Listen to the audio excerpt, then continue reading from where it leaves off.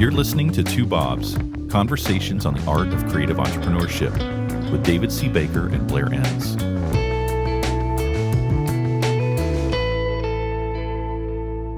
All right, Blair, today I am interviewing you about, is your pricing creating resentment?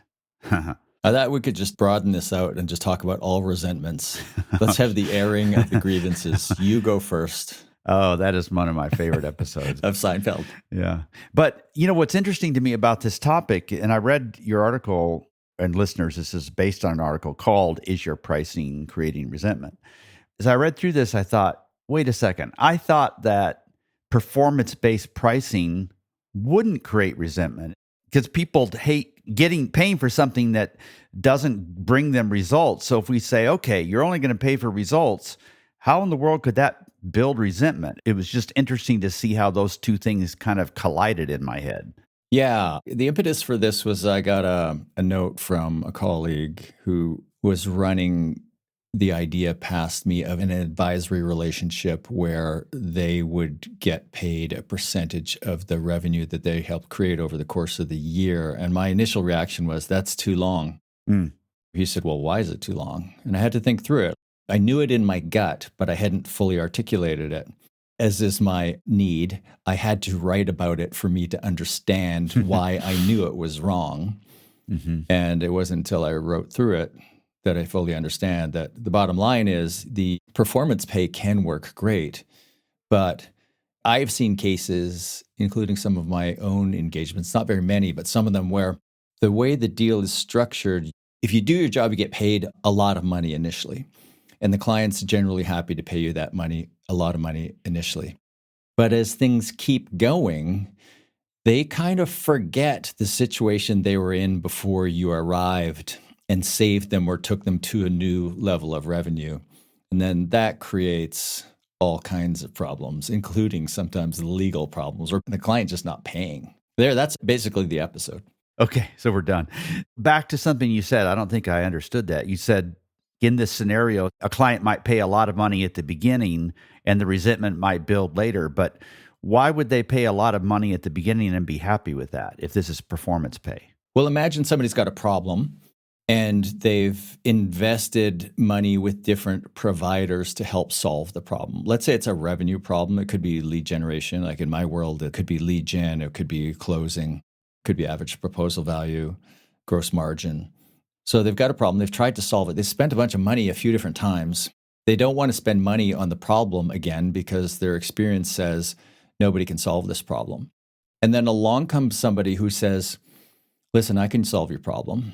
And they think, yeah, that's what everybody told me, and nobody solved it so far. And this new expert says, well, you won't have to pay, or you won't have to pay much until I solve the problem. How does that sound? And if I do solve the problem, and I understand based on your experience, you think I'm not going to solve the problem, but I'm willing to take that risk. If I do solve the problem, you're going to end up paying me more. Are you okay with that? And the client says, well, if you can do it, I'll pay you that much money. Mm-hmm. It's a deal that makes sense at the time. It sounds fantastic. And when the expert proves that they can indeed solve the problem, usually that first payment, unless it's a massive amount of money, usually that first payment, the client is okay making. Because they see the future, they assume this future out here, and they're happy with it. Like this is a new solution to something.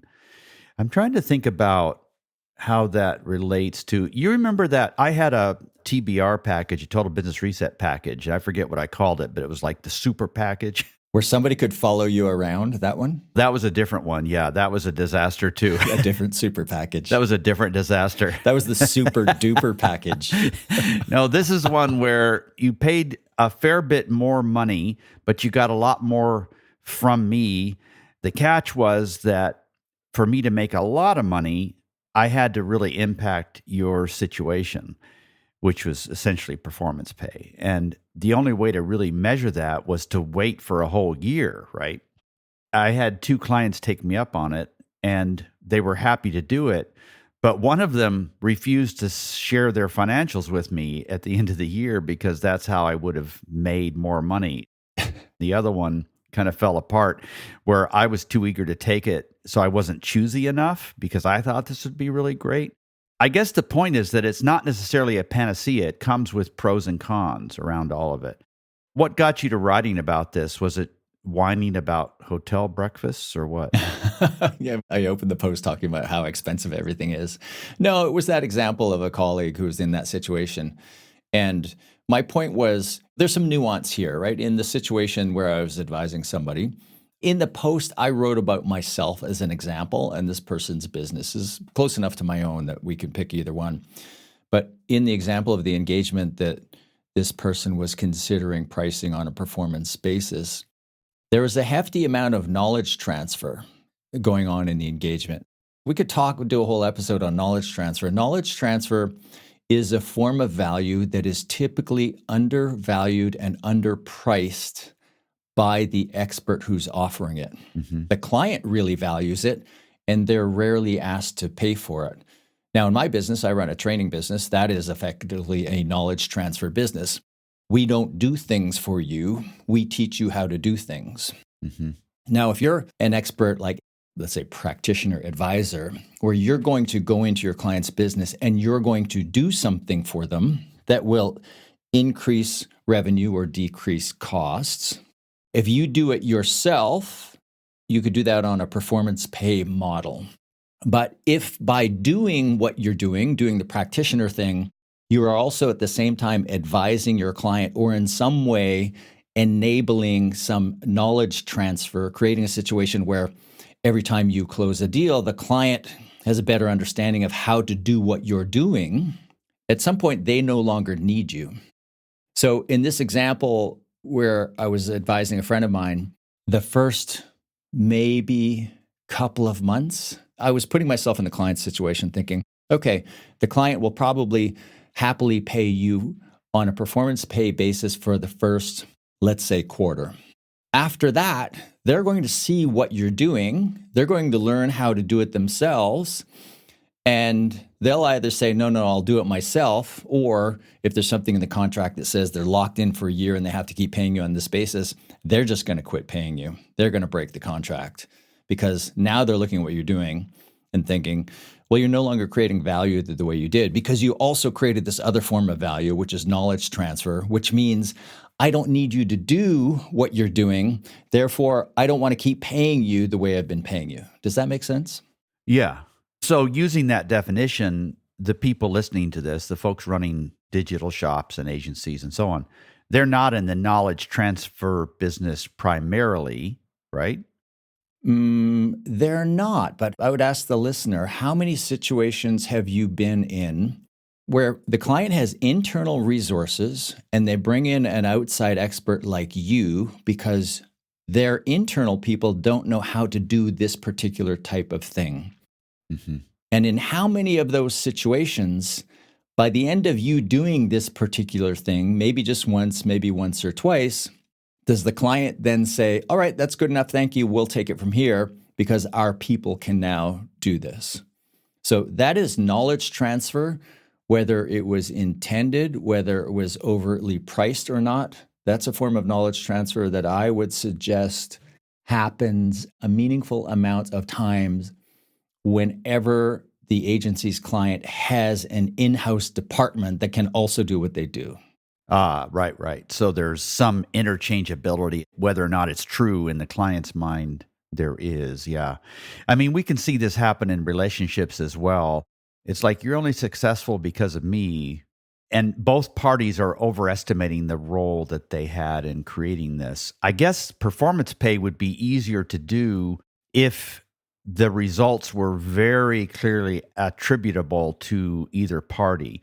So you're not saying people shouldn't do this. You're saying that it should be structured in a way that takes timing and reluctance and overconfidence and all of that into account, right? You're just saying, think about it carefully, not don't do it. Well, let's put ourselves in the shoes of the sales and marketing advisor again. So they're going to increase the top line through their efforts. Let's say they're a fractional person going to work for an agency and they're getting paid on a performance basis. And they're doing new business. Yeah, they're doing new business. Okay, yeah. Let's say it's a win without pitching coach going in, and we don't do this, but let's say it's a win without pitching coach going in and doing business development on a fractional basis. And they're getting paid a small salary, and performance based on outcomes. I talk about how if you have a black box solution, you can get away with this for longer. Mm-hmm. But in this analogy, the coach is showing up and working their win without pitching magic and closing more business at higher prices. And the senior people in the agency are observing and they're learning as this person goes. Mm-hmm. So there's knowledge transfer, whether it's intended or not. One way that person could protect themselves and continue to earn on a performance pay basis is if the whole thing was a black box. What I mean by that is the client can't see what's going on inside, which would mean that the fractional business development person would not only not include the agency principal or any senior team members in the deals, in the sales, they would purposefully exclude them and not show them how they were working their magic. Does that make sense? Right. So that if they stopped that engagement, then the new business would stop and they would have no way of sort of replicating it. Yeah, and I'm not sure about the black box approach. I put it in there because it occurred to me that, well, if you did have a black box, and then there's no knowledge transfer in a black box. But I don't know that that's the case for a black box approach to these engagements where it's understood that you're not going to reveal your secrets of how you do what you do to your client. Yeah. Does that pass any kind of litmus test for you? It raises the hair on my arm, honestly. Yeah. I don't know if this is the right approach, but it definitely is the approach I take, and I feel really good about it. And that's the advice I give my clients all the time. The client is not the enemy. Your job is to get the client to the point where they don't need you anymore. And so at the heart of that premise is, no, we're not going to hide things from you. We're not going to make ourselves indispensable. So you'd have to have a different approach to performance pricing if your approach is to not hide anything and to get the client to the point where they don't need you anymore. Yeah, I think both parties are better off if they have an open discussion about knowledge transfer. Mm-hmm. So even this fractional person, let's say that they go in and they've got a 1-year agreement. They might structure the first quarter or say maybe the first half of the year. And maybe you could argue that that's not enough time in this domain of agency business development. So maybe it's another domain where a fractional salesperson can have a quicker effect. So let's say it's performance pay over the first quarter or 2 quarters, and then there's an open discussion and acknowledgement that the knowledge transfer will take place. I think the expert would position the engagement in a way that says, it's going to start out with me doing it myself, and I'll get you to the results you want to achieve. And if I do, you're going to pay me a percentage of those results as per this formula. But at some point, when we get far enough into this, you're not going to want to keep paying me that way. You're going to want me to teach your people how to do it. So the second half of the engagement is about knowledge transfer, and the incentive portion of the agreement tamps down. Maybe the committed compensation part in the form of salary or monthly fee to the expert goes up. Maybe it doesn't.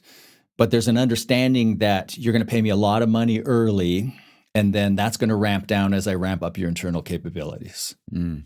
If that's the way that the value creation is going to work in your engagements, Mm-hmm. then you should kind of break this box or this model of thinking, I do it one way for a long period of time and I get paid the same way. My second book, which is now out of print, Pricing Creativity, it's called Pricing Creativity for a reason, that double entendre of how do you price creativity, but also the creativity of pricing. And I think we should just be more creative, open-minded about how we price these engagements. And the sign that you're creating resentment, and as I point out in the post, resentment only arises in your existing client relationships. You don't lose deals because of pricing resentment. That doesn't show up as resentment. It shows up as lost deals. Mm-hmm. So resentment builds in existing relationships that started out pretty solid, where both parties thought the agreement was fair. And then at some point, one party thinks this isn't fair, things have changed. What's usually changed is you front-loaded the value in the engagement. Your highest value was at the beginning, and you're continuing to get paid the same way, even though the value you're creating is dropping. And the reason your value is dropping might just be because you've now shown your client how to do what you do. Yeah, it's just those lines converge. It's not that you have failed somehow in delivering value. It's just that you haven't recognized that these lines, how you price and how much value you deliver, they're moving apart, and the client's going to notice that. One of the statements you made in this article was, I should have structured the deal so that my pay was highest when my value was. Another way to say that is the value and the price needs to move in concert over time, right? That's part A of what I wanted to say. Part B is when I read this article, the most striking thing about it to me was something that it was missing from the article. I fully expected you to say something about recurring revenue arrangements, and you didn't. And I want to tie that together with this statement that I just read. I should have structured the deal so that my pay was highest when my value was. There's a lot of great reasons to do recurring revenue arrangements. Like, I'm not completely against them. I just think that when they go bad really badly. And I think one of the reasons they go bad is because the payment is always on the same day of the month, right? But that's not necessarily when the client is feeling the most value that they're getting. So when's the best time to send an invoice to a client? Yeah, right after they say thank you for the great job. Yeah, exactly. Those two things don't match. And so when the client gets this bill and they're immediately prompted to think, what have they done for me recently? I don't feel the same way about them that I did earlier. And then they start looking for reasons to reevaluate the relationship. I just think that's part of it because the lines move in different directions at certain parts of the month. Yeah. In some ways, the broader topic here is the disconnection between your price and the value you're creating, and not like a gross disconnection, but how they depart from each other over time. I'm doing a talk tomorrow to a group of PR firms. It's a podcast on a PR podcast. And I did one for these guys recently. And after, when we were wrapping up, one of the hosts made a comment about a deal they were closing. I forget the exact details, but I made the cheeky comment of, you took the client's budget and divided by 12, right? And they laughed sheepishly and went, yeah. And I said, that's it. Everybody does. PR firms do that all the time. So he said, can you come back on the show and talk about that? That's what we're talking about tomorrow. It's the same idea. Yeah. It's a client's got a problem. Let's say it's a $120,000 budget to solve the problem. They don't want a relationship. They bring in a few PR firms to talk about hiring one of them to help them with the problem. Every one of those PR firms takes the $120,000, divides it by 12 to get $10,000 a month, and stretches the engagement out to match their pricing model. Yeah. And like you say, match compensation to value creation, which is absolutely true. But we could also add a little note to that and say, and the timing needs to match too. Yes. When I had to work with an attorney one time, I was in trouble. And he said, all right, we can start this for $10,000. And at the time, $10,000 was a whole lot of money to me. I didn't have any choice. And I was happy to pay it because I felt like, man, if I didn't have this guy's help, I was really going to be in trouble. And sure enough, he saved me and everything. It was the timing, not just matching the price to the value. Yeah, and this is a tangential topic, but I love the way attorneys do retainers. And I think people who are in the retainer business should think about it this way. It's, you give me a chunk of money up front. If you're going to sell time, you shouldn't sell time. But if you're going to sell time, you should do it this way. You give me a chunk of money up front. I'll start working away. When that pile of money is getting low, I'm going to come back to you. You give me another pile of money. Yeah. They are never chasing bad debt. No. That's the way to do retainers. And if they have to come back to you and ask for a second batch of money, you're only going to pay that if you felt like you've gotten value over that first batch of money, which is fair. Yeah. Yeah. So that's the lesson. Align your pricing in time to the value that you create. And performance pay can be fantastic. Just be aware of getting a little bit greedy in those performance pay terms where you're proposing to get paid past the point where the client actually appreciates that value. Yeah. And the second lesson is lock the door before your rude Great Dane comes in and destroys your recording. What does Frida weigh? 160 pounds. And she's taller than me. Her head's above my head when she's standing. Yeah. Thank you, Frida. The 3 Bobs. All right. Thanks, Blair. Thanks, David. Thank you for listening to Two Bobs with David C. Baker and Blair Enns. Read episode notes and transcripts at twobobs.com. That's the number 2, BOBS.com.